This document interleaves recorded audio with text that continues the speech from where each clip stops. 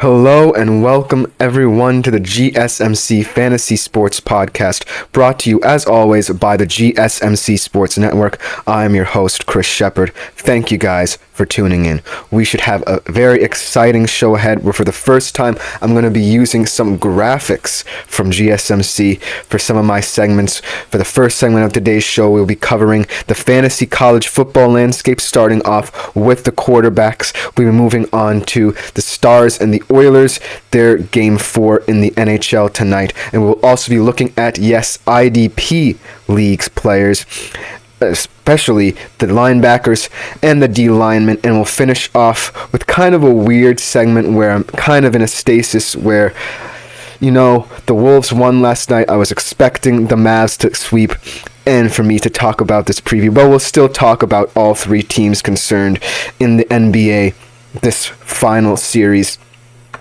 But first, before we begin, we do always ask that you like, follow, and subscribe to our show. And also, if you want to be a big part of our show as well, previewing the first segment of today's show, do leave a tip or donation at the link gsmc.cloud. It is a huge support to the network, me, my fellow podcasters as well. So do please consider doing that. It is highly appreciated. Now, like I said, I kind of previewed my first segment for today's show. It should be a very exciting segment because it is my first time, like I said, using graphics for a segment. We're going to be talking about a very exciting topic, fantasy college football quarterback rankings. Some very exciting quarterbacks, some that we have already discussed on this show, some who are more high profile, and some kind of in the in-between. So without further ado, let's jump right into this segment. It should be very exciting. I'm really excited to focus on lower profile quarterbacks who I think will be very interesting fantasy prospects, especially some that I've already discussed, like I said. Now, we're going to count down backwards. This is the first time I've counted down backwards on this show to build up anticipation, but I think you guys will really like this graphic that I have today. Starting off at the number 10 spot, we have Mr. Jalen Milroe, a quarterback who came in last year, in the last year of the Nick Saban era. Started off kind of rocky, had a rocky start. Nick Saban didn't know whether or not he really wanted to trust him as the Alabama quarterback last season, but then the latter half of the season, he really shined. His dual threat ability showed through, but now I think I know why he has a lower ranking. But we'll get to that in a bit. Let's start off with his stats last year. Kind of reflective of how up and down his season was. Only 2,834 yards last year for 23 touchdowns, 6 picks. He was 13th in QBR at 80.5, so kind of in that median where you want to be as a QB. But for a high-profile program like Alabama, who always wants to compete in the SEC, that is kind of low. But moving into the reasons why I think he is as low as he is, one, obviously the coaching change. Kalen DeBoer from Washington comes in to replace Nick Saban, so we'll have to see how Jalen Milroe progresses under Kalen DeBoer's leadership. Obviously a big part of Jalen Milroe staying is that he does believe in Kalen DeBoer. Obviously, a lot of people thought he might transfer out, but no, he stayed. Kalen DeBoer seems to like him a lot, seems to want to have him progress and become the next big face of Alabama football. So we'll definitely have to see how and what version of Jalen Milroe we get next season. Is it going to be the timid Jalen Milroe who didn't immediately win the starting job, or are we going to get the latter half of the season Jalen Milroe who led Alabama to the college football playoff when it looked like they were in dire straits? Also, another big reason why I think Jalen Milroe is ranked this low is because of his wide receiver group. It's not as talented as it was last year. Gone is Isaiah Bond to Texas. Gone is Jermaine Burton as well, a Georgia transfer last year who was one of his favorite targets. Also, Amari Niblack, the tight end, gone to Texas as well. But in comes Jeremy Bernard, a Washington transfer. Obviously, the Kalen DeBoer influence there. Did not play as much for Washington because he was sitting behind one of the best wide receiver groups last year in college football. But he wants to be a star. Two other guys, kind of younger guys, Kendrick Law coming in Kobe Prentice, who has had limited game action during his time at Alabama. So we'll have to definitely see how Jalen Milroe progresses under Kalen DeBoer, how he integrates this newer wide receiver core. But I'm really excited to see if Jalen Milroe can continue his progress. Coming in at number 9, a quarterback who has been kind of maligned a little bit, kind of been chewed up and spit out, obviously in a pressure cooker environment, moving into an environment that I think might suit him a bit better. Yes, that is Haynes King. I remember Haynes King coming in from the class of 2020, 4-star recruit to Texas A&M, wanted to be the face of the Jimbo Fisher era. Jimbo Fisher, obviously, collecting a huge recruiting class for Texas A&M, but his progress never truly did translate at Texas A&M. Yes, he had that one occasional good game that every Texas A&M quarterback for the past couple of years has had against Alabama, but he hasn't really been the guy, but he has the traits. So guess what he does? He transfers to Georgia Tech of the ACC last year, and he had pretty good stats: 2,842 yards, 27 touchdowns, 16 picks though, and only 28th in QBR at 73.2. So you can see that he has the ability. He just needs to put it together. But I think moving in from a pressure cooker factory that was the Jimbo Fisher era at Texas A&M to a more comfortable setting where he's not projected to be a huge face of a program, I think will work wonders for him. He'll just continue to improve. He does have a younger receiving core. Eric Singleton last year was 4th in yards per game for the team, and he was a true freshman last year. That just goes to show how inexperienced this wide receiver group is. He does bring back Chris Elko and Chase Lane, a redshirt senior, but those two guys were redshirts last year. So Haynes King, obviously, he doesn't have as high profile of a wide receiver group as he wants. He's not as high profile as he used to be. But still, I think that he has merit and could be a nice little steal for a fantasy college football team. Coming in at number 8, this guy has just been rave reviews all around in spring practices for Tennessee. He is considered to be the hope for this program as they want to continue their rise in the SEC. Nico Yamalieva. We don't have a lot of history with this guy. We don't know his huge story. He was limited last year. Obviously, they wanted to redshirt him and continue to progress. Obviously, they had Joe Milton already, so he had to sit out last year. He had 314 yards last year.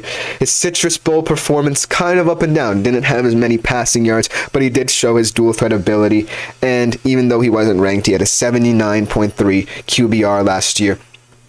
This is kind of on blind faith, I think, this ranking for Nico Yamalieva. He has a lot of promise as a 5-star recruit. I think a lot of it comes down to his wide receiver group, kind of journeyman group, kind of guys that haven't really shined for Tennessee but want to. Brew McCoy has been a guy who's moved around a lot. He's had only 217 yards last year in 5 games.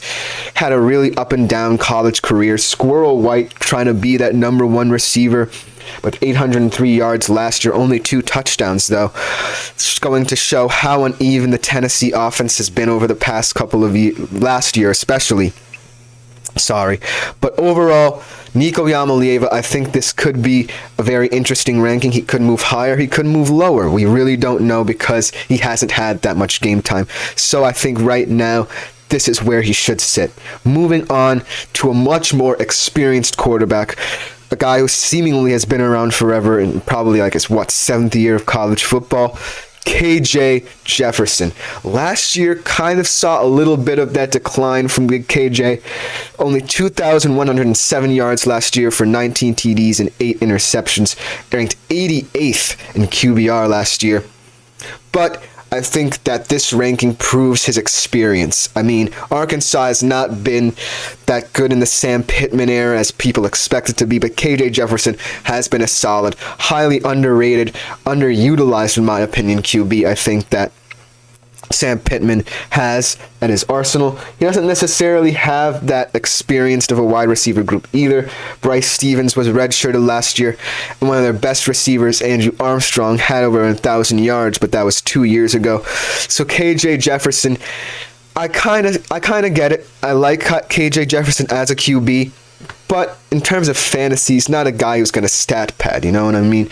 You can see the obvious decline as he moves on. Obviously, he's not going to have an NFL career. I kind of feel like he's kind of one of those Michael Penix types. But KJ Jefferson could prove to be very valuable if Arkansas's easier schedule plays out to his advantage. So I like KJ at number 7. Moving on to number 6, our first group of 5 representative, Jordan McLeod. Jordan McLeod last year had a really impressive season at James Madison. Obviously, James Madison transferring from the FCS to the FBS, and he was a huge catalyst for why they made that jump so swimmingly. I think that Jordan McLeod transferring to Texas State is kind of like a lesser Cam Ward, when Cam Ward was at Incarnate Word, now at Miami from Washington State. So this kind of could be like a feel-good story. Jordan McLeod stats last year, 3,657 yards, 35 touchdowns, and 10 interceptions, 33rd in QBR. I think that Jordan McLeod has a very exciting team. Isaac Norris, Kylan Evans, young guys. I think that he can rebuild this program, get Texas State to relevancy like he did JMU. But moving on to the number 5 spot, Jackson Dart. Jackson Dart might be, in my opinion, probably the second best quarterback in the SEC, in my opinion. Obviously, he loses a lot of production, lost Quinshon Judkins to Ohio State. However, Henry Parrish transfers back from Miami to be his backfield partner. He has Trey Harris, 985 yards last year. Jordan Watkins, very experienced as well, one of the most experienced wide receiver cores in this top 10, in my opinion. He had 3,292 yards last year, 26 TDs, 11 picks. Only 73rd in QBR, but that just go to show the volume of throws that he has under Lane Kiffin. I think this is the season where Lane Kiffin can truly say the popcorn is ready. Jackson Dart, top 5 quarterback in my opinion. Number 4, kind of a weird ranking here. You don't really see a lower profile Big 12 QB this high, but Garrett Green of West Virginia is at number 4 in these rankings. I really don't see why, but he did have a big year last year. 2,406 yards, 16 touchdowns, 4 picks, 20th in QBR. I think that Garrett Green is one of those guys who, on a lesser profile team in a conference that's just adding more teams that are much more talented than West Virginia. He's a senior, he has experience, so we'll have to see how that shakes out. But I don't see him being a high value pick. I don't really like him as high as 4. I've never really known his game as much, obviously, as a fan of the Big 12. Haven't really seen him play a lot, even though as a senior, he does have experience. I think that's what merits this ranking. I just don't feel he's as good as some of the other guys. Coming in at number 3 of exciting quarterback we have already mentioned on the show, Byron Brown of the USF Bulls. I think that Byron Brown is one of the best group of 5 quarterbacks, not as good as the guy at number 1, for what we also mentioned on the show. He had 3,292 yards, 26 touchdowns, 11 picks. I think that Byron Brown is high risk, high reward kind of guy. He wants to be competitive. He wants to be hungry. He wants to develop this young USF team. I think his dual threat ability goes to show that he can shine in many areas that people value in a fantasy college football team. I think this is a very exciting ranking for him, but he's not as good as the two guys above him. Coming in at number 2, one of probably the best college football quarterbacks of the past 5 years, if not probably of all time, Dillon Gabriel. What can we say about this man that hasn't already been said before? Over 10,000 passing yards in his college career, moving from UCF to Oklahoma and now at Oregon, where he has an exciting wide receiver core that added Evan Stewart from Texas A&M, a very exciting young receiver, Tez Johnson, a number 2 option last year behind obviously Troy Franklin, but Dillon Gabriel comes in last year. His stats from Oklahoma last year, 3,660 yards, 30 touchdowns, 6 picks, 4th in QBR. Just goes to show how high of a level he plays at. Just an incredible player, in my opinion, for the Oregon Ducks. They get a gem of a quarterback transitioning from Bo Nix to Dillon Gabriel, but he's not as good, in my opinion, as the number 1 guy. A guy who we mentioned already on the show, Caden Salter of the Liberty Flames. So look, Here's what you need to know about Caden Salter. I'll tell you his stats before I tell you this. 2,876 yards, not good in yards production, only 32 touchdowns, 6 interceptions, 6th in QBR last year. But here's the thing. Caden Salter last year ranked 3rd in total fantasy points for the entire year. The 2 guys above him are gone to the NFL. Those were Jaden Daniels and Bo Nix.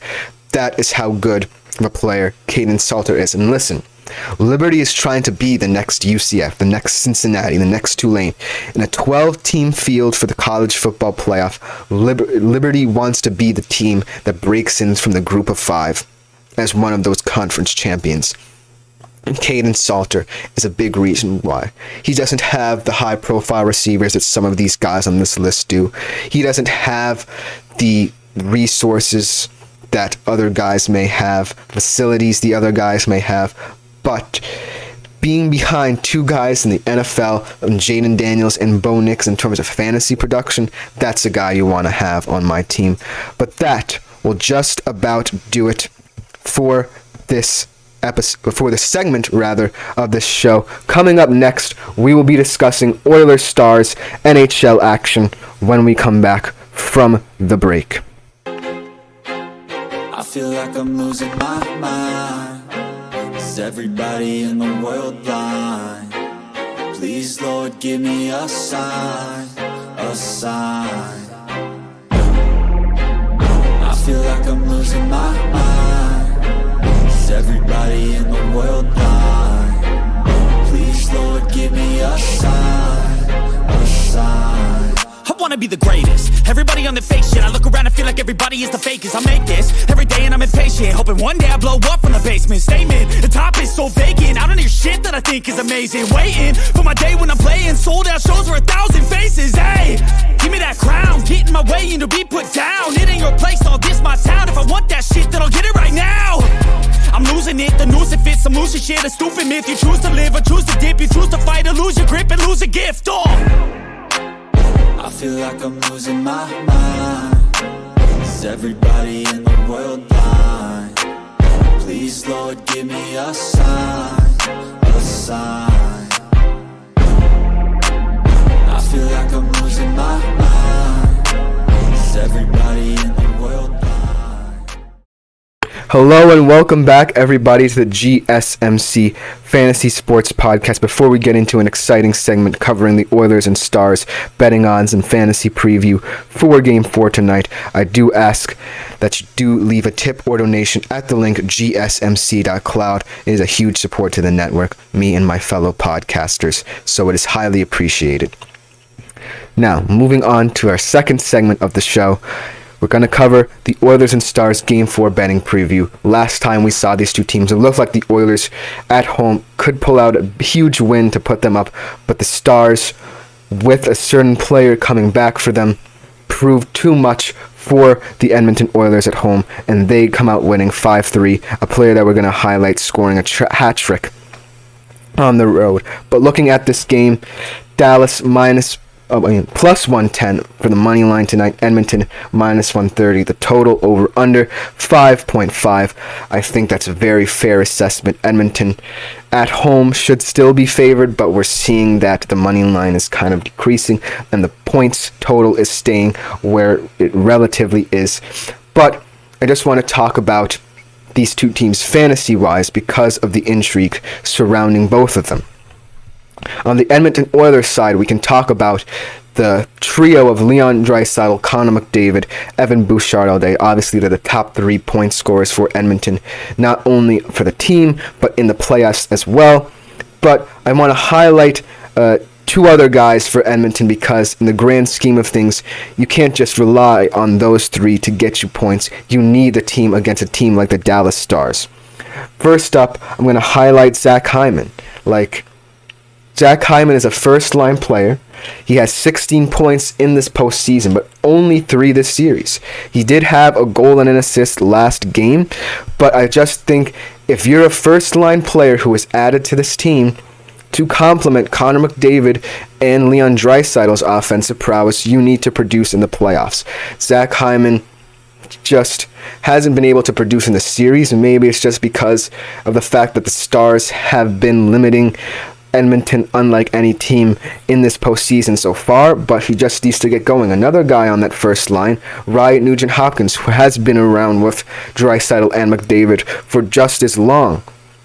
He needs to step his game up. Both of these guys are valued at a much lower price, so if you're looking for a much cheaper option for your fantasy hockey team tonight, do look at them. They are valued at $7.3K and $5.1K respectively on DraftKings, and Zach Hyman is projected to have 12.5 fantasy points, while Nugent-Hopkins is projected to have 10.7 fantasy points. But the reason I want to highlight them is the reality of the situation is Edmonton needs those guys to produce. It just cannot rely on 3 players to be the guys who score the points for them. The Dallas Stars are not the Vancouver Canucks, where you can limit them to only like 15 to 20 shots per game and you're fine, and Stuart Skinner doesn't have to do much to help you win. Obviously, Stuart Skinner being the weak link of the Edmonton Oilers. But for the Stars side, they had a major boost last game, and it's all because of the return of their star center, Roope Hintz. Obviously, he suffered an upper body injury in Game 4 against Colorado last series, but in his triumphant return, he had 2 assists to a guy who I also want to highlight, Jason Robertson. Both of these guys are valued at 5.2K and 5.9K respectively on DraftKings, so do get them while the going's good. I think that their prices will skyrocket if they play as well as they did last game tonight as well. Just want to highlight both of these players. Obviously, Roope Hintz is a huge difference maker for the Dallas Stars. He adds so much offensive production. He complements Jason Robertson, a young guy in his 5th year, who's just been kind of a little bit unsettled in this series, but obviously getting a hat trick, mainly due to the fact that Roope Hintz has been helping him out. And that's the story of this series. Can the Dallas Stars implement all these different players, both young and experienced, to overwhelm the Edmonton Oilers, who, while they definitely have players who can score in bunches, are not as deep as this Dallas team? Obviously, now that Roope Hintz is back from injury and looks fully fit, no less, I think that Dallas now has a certain advantage that Edmonton simply cannot overcome. I think that Zach Hyman and Ryan Nugent-Hopkins can produce, but against that first line that includes both Robertson and Hintz for the Dallas Stars, you have this group of players who are so well connected with each other. They marry so well with each other, and they just understand each other overwhelmingly. And I think that that advantage is something that Edmonton has to seek out and try and find a way to adapt to, because right now the Stars are overwhelmingly better than the Edmonton Stars in this series. And looking at, on the defensive side of things, the Stars obviously have the more trustworthy players there as well. And Edmonton has its goaltending issues and a little bit of special teams issues in this series, at the very least, that they just haven't had in other series. Like I said before, the Dallas Stars are a different animal than the Vancouver Canucks. The Vancouver Canucks were in the postseason for the first time in forever, since 2011. The Dallas Stars have been here before. They want the Stanley Cup. They were favorites coming into the postseason, and I don't see anything less. That being said, I am picking Dallas to win tonight's game. As an Oilers fan, it does sadden me to say that, but Dallas right now is just so well constructed, and with the return of Roope Hintz, look out for him fantasy-wise, because he's cheap now. I don't think he will be cheap by tomorrow. I think that ultimately the Stars just have more depth, more production, more reliable players than Edmonton right now. Edmonton has too many question marks. They have been playing well this postseason, but it's mainly due to the fact that they have not faced as good competition as the Dallas Stars thus far. Obviously, Stuart Skinner, he has his problems. The the Edmonton's defense had its problems last game where they had a 2-goal lead, they could not maintain it. So ultimately, Dallas is looking to, they already have stolen home ice advantage back from Edmonton. They are just looking to dominate the series, and ultimately I think tonight is the night where they take over this series. Look for Roope Hintz to be a factor. I am taking the Dallas money line. I am taking the over in terms of goals. I still think Edmonton can produce goals. I don't know whether or not it'll come from Hyman or Nugent Hopkins. I do think that they need to produce in order for Edmonton to put up points to equal the Stars, if not better them. But I am going to take the over in terms of total points for tonight's game. I think it's going to be a highly entertaining game. But that will just about do it for the second segment of the show. Coming up, we switch from PPR to IDP. We are going to be taking a look at two position groups, mainly the D linemen and the linebackers for the upcoming fantasy football season for the individual defensive player leagues. This should be a very exciting segment. I'm excited. Y'all should be excited. We will be right back. Looking for your daily fix of sports talk without having to pay for it? GSMC Sports Network is available on YouTube. Just search GSMC Sports Network. Get your fix of daily sports talk shows on YouTube, absolutely free. NFL, college football, NBA, MLB, MMA, UFC, fantasy football, and so much more. GSMC Sports Network has shows running all day long, with new sports shows starting every 2 hours. Just like on your favorite cable sports channel, except GSMC Sports Network is absolutely free. Just search GSMC Sports Network on YouTube to catch one of your new favorite shows, like the GSMC College Football Podcast, Chip Shot Football Podcast, Hoops and Heels Women's Sports Podcast, GSMC Basketball Podcast, and so many more. Check it out for yourself. GSMC Sports Network, now available on YouTube. Hello everyone, and welcome back to the GSMC Fantasy Sports Podcast. We are going to move into a very exciting part of the show. We are switching from PPR rankings from ESPN to IDP rankings for those who play individual defensive player fantasy football. This should be very exciting for you. We are going to start off with the D linemen in terms of rankings. Obviously, the big boys up front, they're going to be your point getters if you should decide to play IDP this season. I think that this is a very reflective list of very talented D linemen, both at end and in the middle of the front. So it should be very exciting to see. I think I'm going to start from number 1 this time, as I don't have a graphic for this one. So starting off at number 1, probably still one of the more underrated D linemen. I know it's weird to say underrated when I'm mentioning this guy, because I think of him as one of the best D linemen in the league. But we are going to start off at number 1 with Max Crosby of the Las Vegas Raiders. Now, I think that Max Crosby last year had one of his best seasons ever. 14.5 sacks, 5.5 solo tackles. Now, the Las Vegas Raiders in a transitional period where Antonio Pierce comes in as the head coach, wants a more hard-nosed philosophy.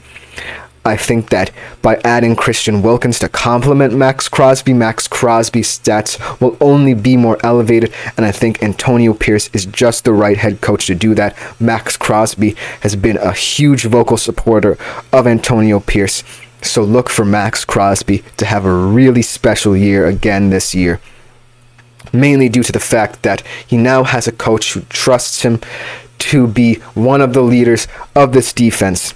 Obviously, Antonio Pierce has said that he wants to build around several other younger players like Robert Spillane, the middle linebacker. But ultimately, when you think of the Las Vegas Raiders defense, it starts and ends with Max Crosby.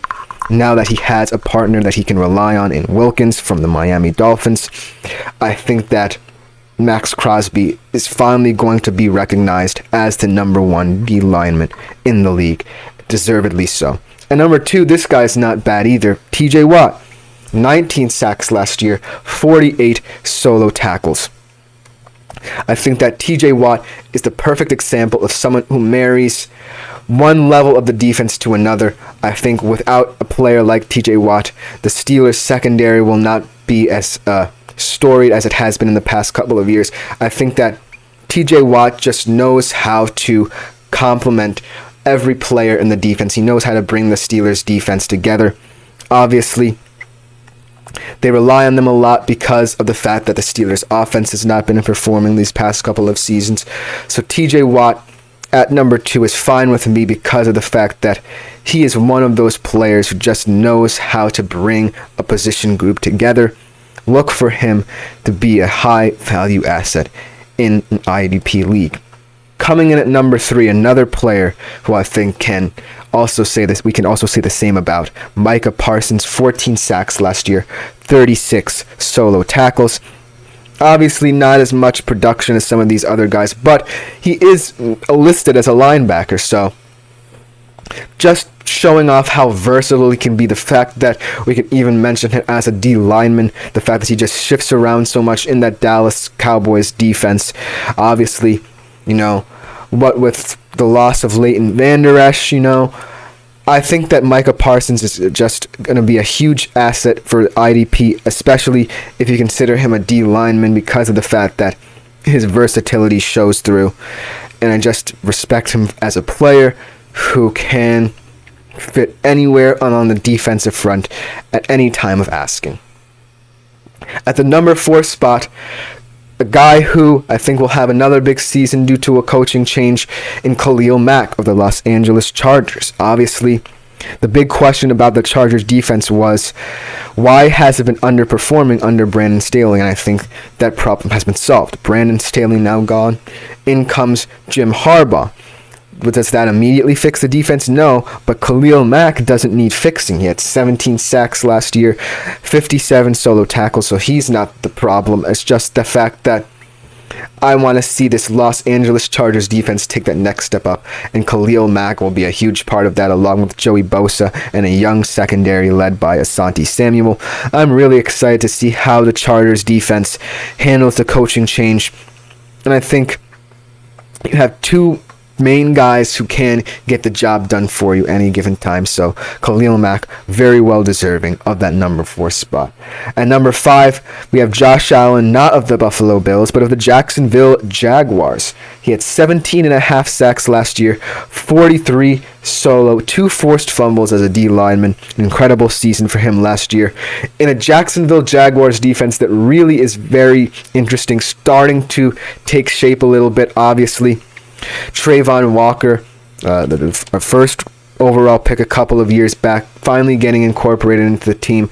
They signed Eric Armstead from the San Francisco 49ers.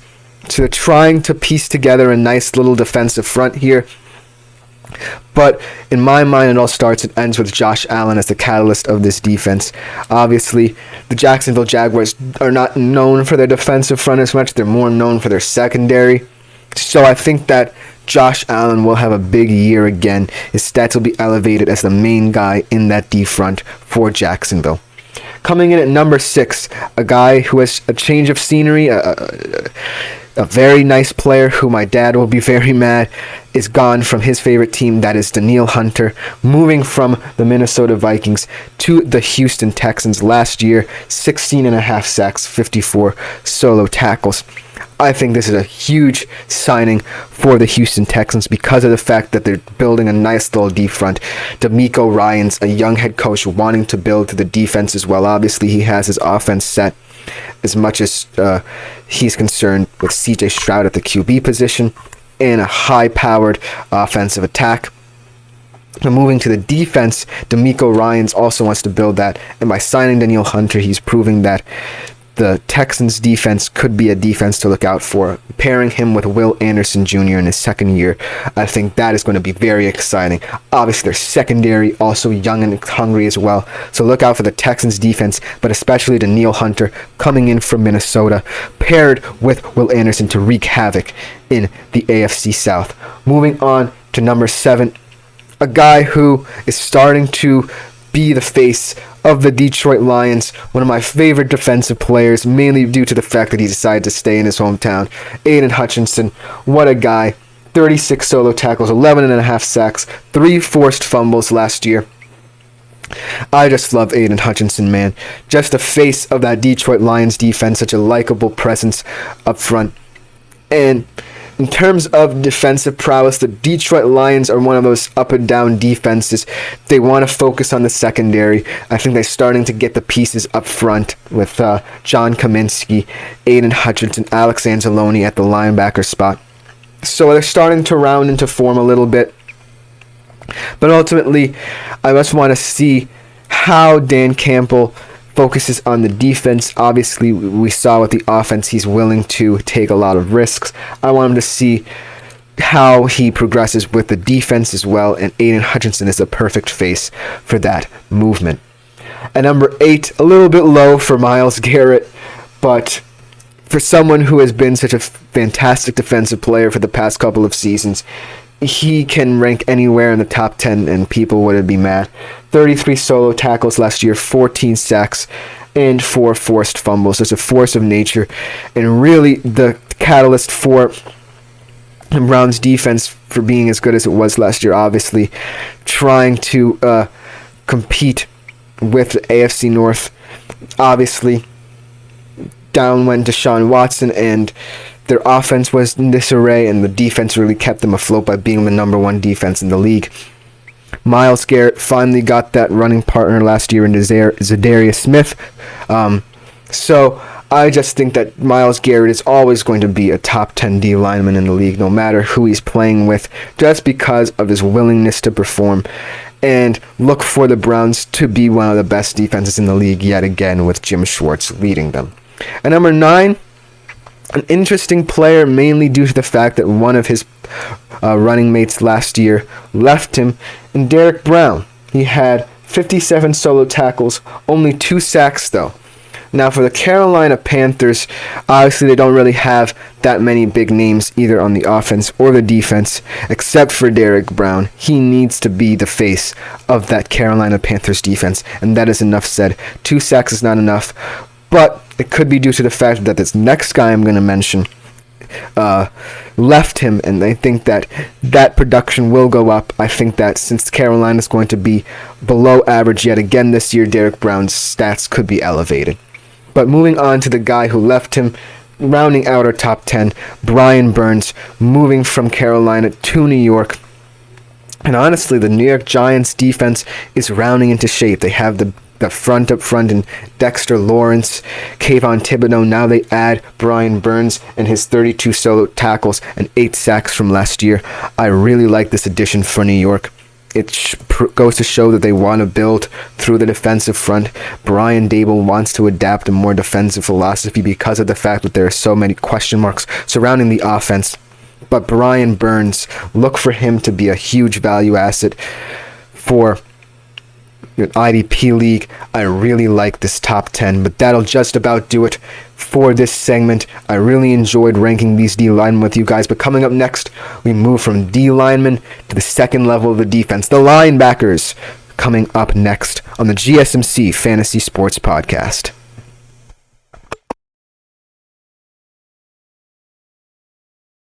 For the best and latest podcasts available anywhere, go to the podcast app on your cell phone and type in GSMC to access free content-rich podcasts on health and wellness, book reviews, sports, entertainment, relationships, social media, movies, technology, finance, and even weird news. Subscribe and download the GSMC Podcast Network's family of shows, available everywhere podcasts are found.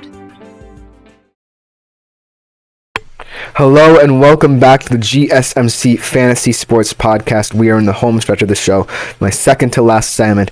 We ranked the D linemen last segment, but right now it is time for the linebackers to shine through. So let me get my trusty, dusty graphic. As you can see, and we have number 10 already, but we'll get into that. I think this linebacker ranking is very reflective of guys who are hard-nosed, want to get to the ball, good on and off the ball, very rangy, very versatile in their respective positions. So let's get right into it. As you can see, right at number 10, Mr. Nick Bolton. Now, I think that people really underestimate Nick Bolton just because of the fact that in Steve Spagnuolo's defense, the 2 main guys are Chris Jones and George Karlaftis. They are the guys who get all the sacks, they get all the love. they're the reason that Nick Bolton may not be as well known a name in the NFL. Last year, he had no sacks, only 22 solo tackles, but that's probably reflective of Jones and Karlaftis' production up front. However, I do still think that Nick Bolton is an excellent off-ball linebacker, very rangy, plays from sideline to sideline. As we saw 2 years ago in the Super Bowl, had a huge play. I think that ultimately this might end up being too low for Nick Bolton. He's not a guy who's going to get as many stats as you would like him to, but he's a huge value in real life to the Chiefs, and he could be huge value in an IDP league as well. I think that for a person who might get second level tackles, I think that Nick Bolton is better than any at that, and so I'm glad to see him in this top 10. Moving on to the number 9 spot, we have EJ Speed of the Indianapolis Colts. Obviously a nice up-and-coming linebacker here. Very solid pairing with a guy who we'll mention later on in these rankings. But looking at the Colts defense, they have a lot of depth up front, and they are starting to build in the back as well. This could be a defense that really breaks from the mid-level defenses of the league to the top half. Obviously, Shane Steichen doing a good job in year 1 on both fronts. I think that EJ Speed last year, he had 24 solo tackles and 1 sack, only a little bit higher than Nick Bolton. But I think that now that the Colts are transitioning their defensive front, I think that EJ Speed will now come to prominence. If you look at the Indianapolis defense, they have guys like Kwity Paye and DeForest Buckner, drafted Layatu Latu this year in the defensive front. In the back end, they have Kenny Moore and Juju Brents, so they really are building a nice system, and EJ Speed should be a huge part of that as well. Coming in at number 8, TJ Edwards of the Chicago Bears. And let me just talk about the Chicago Bears defense for a while. They are really going to be a very exciting defense over the next couple of years, not just the offense, but the defense. I really like TJ Edwards as a player. He had 64 solo tackles, 2.5 sacks last year. Very nice player, but this Chicago Bears defense right now is reflective of how high these players are ranked. I think that ultimately, when you look at the Chicago Bears, you don't think of them right now as a defensive team, but they have exciting depth in the backfield with Quan Brisker and Tyreek Stevenson, and moving up to the front. I really like the Chicago Bears defense, and I think that TJ Edwards is going to be a nice asset in IDP league for anyone. Coming in at number 7, we have a guy who's very experienced, one of the most experienced players on this list, in Lavonte David. I think Lavonte David's ranking is reflective of the fact that he might be the new leader of this Tampa Bay Buccaneers defense. They're molding older players in the front with more younger players in the back. You're mixing in guys like Joe Tryon-Shoyinka, Yaya Diaby in your front, the big guy Vita Vea. But you obviously are losing a guy in Shaquille Barrett to the Miami Dolphins, who was your older leader up front, and now that becomes a guy like Lavonte David, who last year had 48 solo tackles and 5.5 sacks. So look for Lavonte David to be the heartbeat of this Tampa Bay Buccaneers defense, incorporating and implementing all these different players that the Bucs have. They should be a very exciting defense to watch if Lavonte David can step up and take over the mantle of Shaquille Barrett. Coming in at number 6 on this list, a guy who can be seen as higher or lower. I think that this could be a little bit low for someone like Fred Warner, but ultimately I think that because he's in such a high-profile defense as the 49ers, this is why he is much lower than people think he should be. I think he is too low as well. He has 59 solo tackles and 2.5 sacks last year. Obviously, his stats might be lower than people would want in a defense that's high profile as San Francisco's, but it just goes to show the depth that San Francisco has in their defensive line. That's all that can really be said about why a guy like Fred Warner is this low, but Fred Warner is probably one of, if not the best linebackers in the league right now. Coming in at number 5, another guy who I really love in another defense that is one of the best in the league, Roquan Smith, kind of like the roamer in this in the middle of this Baltimore Ravens defense that is so vaunted. Obviously, they lose their defensive coordinator in Mike McDonald.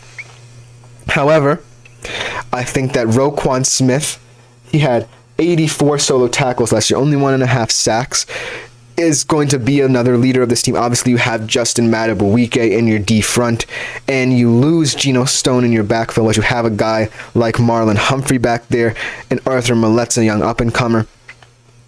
But Roquan Smith has just been doing it for so many years, whether as a Bear, now as a Raven. I just think that Roquan Smith is such a vaunted player, representative of what the Baltimore Ravens defense wants to be, and I think that he's well deserving of a top 5 spot. Moving into more of the top 4, we have Zaire Franklin, both him and Speed from the Indianapolis Colts coming in. I think the reason why we are seeing these guys in this list is not just because of their own abilities, but because of the fact that the Colts defense is kind of going to become a bit younger as the years go on, and I think that you need that linebacking group in the middle of that defense to be the heart and soul, and I think that Zaire Franklin, EJ Speed will become that for them. And also, they lost a guy who moved on, and we're going to talk about sooner rather than later. I think that they're going to become the new faces of the Indianapolis Colts. Zaire Franklin stats, 72 solo tackles, 1.5 sacks. I just think that ultimately the guy they lost, who I'm going to mention, was a huge star for them, and now these two need to pick up the pace for this young transitioning defense. Coming in at number 3, the guy who I've been kind of centering everything around, Bobby Okereke. Last year, moved to the Giants, had a good season for them, 92 solo tackles, 2.5 sacks. But I think that Bobby Okereke is going to be a high-profile player in a Giants defense that really is going to progress this season with all these pieces that they've added, like Brian Burns. Obviously, they also built to the draft, getting Kayvon Thibodeau, and Dexter Lawrence, who has been there for a couple of years. I really am very high on the Giants defense and very high on Bobby Okereke as well, a guy who can get you a lot of tackles, a guy who is very rangy. So look for Bobby Okereke to have very nice stats in an IDP league. Coming in at number 2 overall is a guy who I really like in a defense that I really don't necessarily like that much, Foye Oluokun. At number 2 overall, he had 74 solo tackles and 4.5 sacks last year. I think that this is a guy who I think that in the Jaguars defense that really doesn't have that much depth to it, especially in their front 7. I think that Foye Oluokun, it has to be the guy in this team. Obviously, they signed Eric Armstead to fill out their defensive front, but they really don't have that much depth in their defensive front, like I said before, with Josh Allen in the D lineman rankings. However, I think that Foye Oluokun is adapting to that role in spades. I think that the Jaguars defense will progress under him, and I'm really excited to see him have another huge year. But coming in at number 1, a guy who I think will deserve this by years and might not deserve it now, but Ernest Jones IV, a guy who might be seen as the new face of the Rams defense now that big man Aaron Donald is gone. That is the huge question concerning the Rams defense. Who will step up to replace Aaron Donald as the face of the Rams defense? Obviously, you have young guys who broke out last year, like Kobe Turner and Byron Young. You drafted Jared Verse. You're wanting to get younger on your front. You want to find the next Aaron Donald. But the truth is, you just can't. Aaron Donald was just so excellent for the Rams for many years. However, I think that Ernest Jones at the second level, obviously, he had 111 solo tackles and 2.5 sacks. Really nice year last year for him. But ultimately, Ernest Jones is going to be the heartbeat and soul of the Rams defense to years to come, just because he is in the middle level of that defense. But that is just about going to do it for these linebacker rankings. Coming up for the last segment of the show, kind of a weird segment where I talk about a finals preview that was kind of ruined by the Timberwolves. We'll get into that when we get back from the break.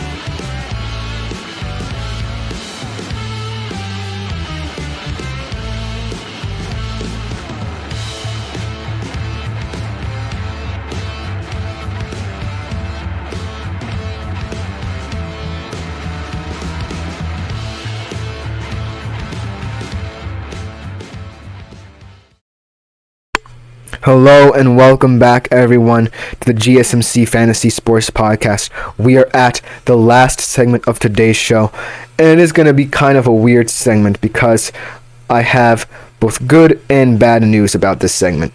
The good news is that because of what happened last night, I get to talk more about basketball before the NBA Finals. Obviously, we have a long layoff before the NBA Finals coming up in almost 2 weeks. So I have a lot more to talk about. I'm really excited to talk about, but the bad news was the Timberwolves did win, and my segment was about the Celtics-Mavs potential finals preview. So I'm kind of stuck in this stasis where I wanted to talk about a potential Celtics-Mavs final, the first time in forever that we have two teams that have swept in the conference finals, but it didn't happen, so I'm kind of stuck with talking about 3 teams rather than 2 teams in the NBA Finals. But kudos to the Minnesota Timberwolves.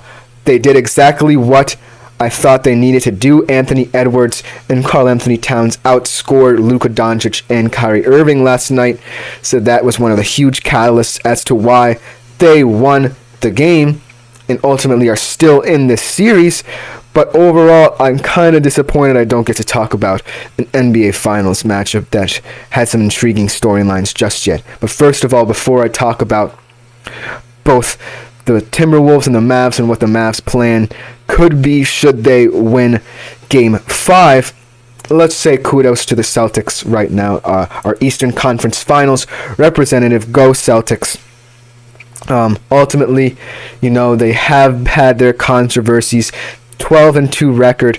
They haven't really played any major stars, and whoever comes out of the West will probably be their toughest matchup yet this postseason.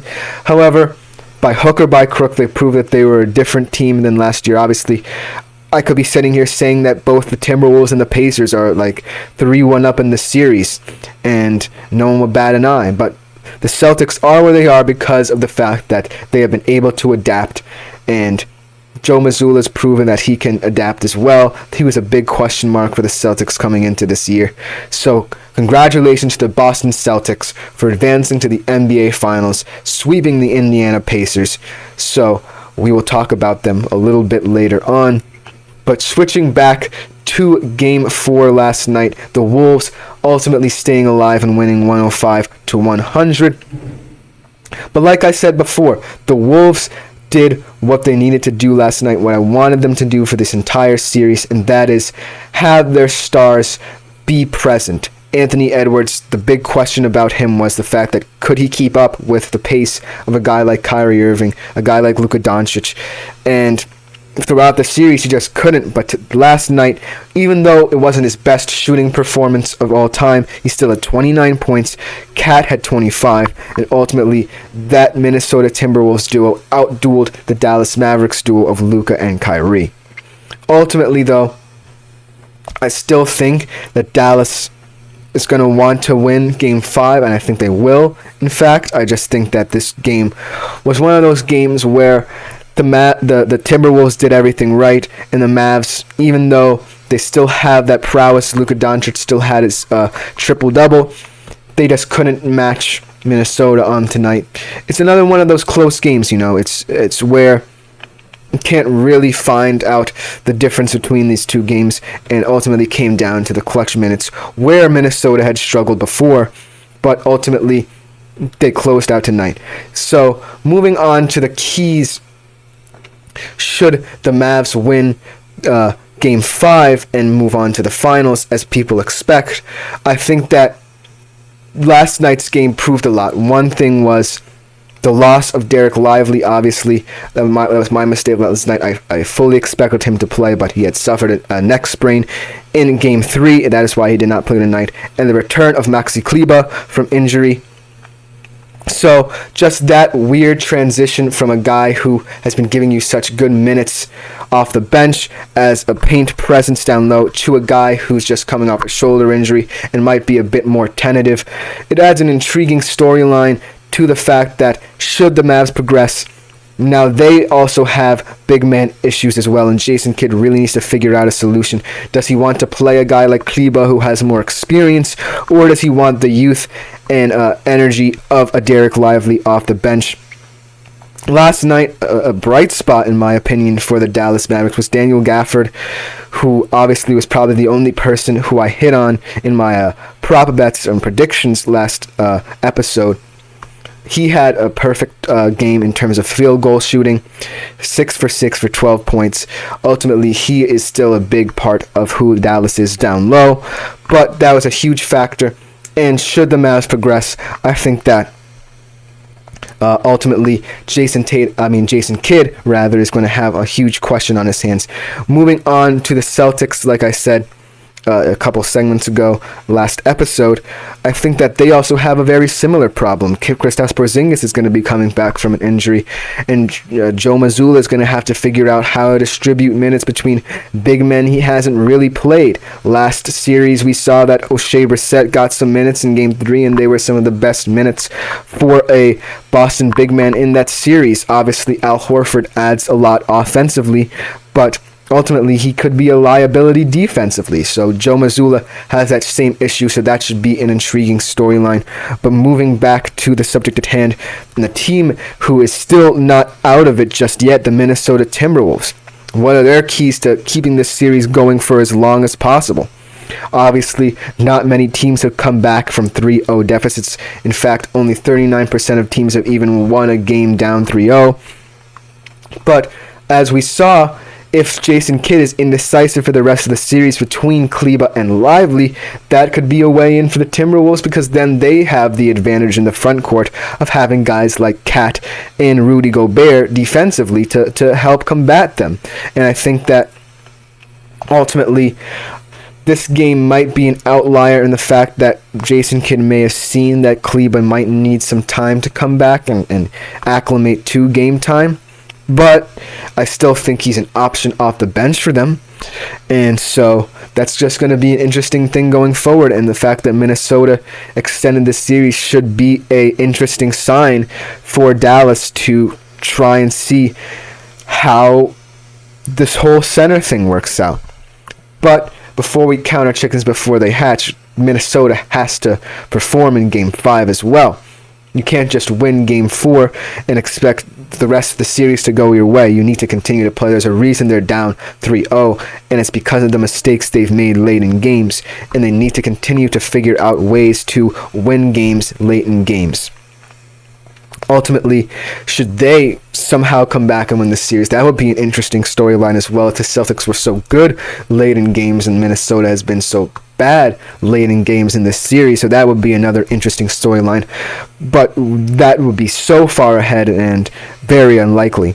But the key to the Timberwolves continuing this series is the fact that Karl Anthony Towns and Anthony Edwards need to consistently outscore Luka Doncic and Kyrie Irving and find a way to stop them on the defensive end of the ball. Congratulations to them for not tiring out, but that cannot be an excuse. This game, if you want to extend this series, longevity and the ability to be able to play a number of minutes that might be higher than usual for you, you need to do that. And so I think that Game 4 should be a nice little examination of who the Timberwolves can be if both of them play well, but ultimately I think that they need to continue to do this consistently to prove the fact that they are still not out of it. Just before I end the show right here, I just want to stick around and give you guys the updated betting odds for NBA Finals favorites. Obviously, Jason Tatum is still at the top, followed by Luka Doncic, but we see Jaylen Brown move up to the third spot above guys like Anthony Edwards and Kyrie Irving, and also a guy who might be flying under the radar because of his injury. Kristaps Porzingis is sitting 6th in NBA Finals betting odds for MVP. I think that he could be a very interesting, high risk, high reward bet at plus 4,000 if you really want to be aggressive in that area and bank on him being a huge impact for the Celtics in the finals. But the finals aren't here yet like I thought they would be. But that should just about end today's episode of the GSMC Fantasy Sports Podcast. As always, I do ask that you like, follow, and subscribe to the show. Leave a tip or donation at the link gsmc.cloud. Is a huge support to the network. Thank you guys for tuning in. My name is Chris Sheppard. Thank you again.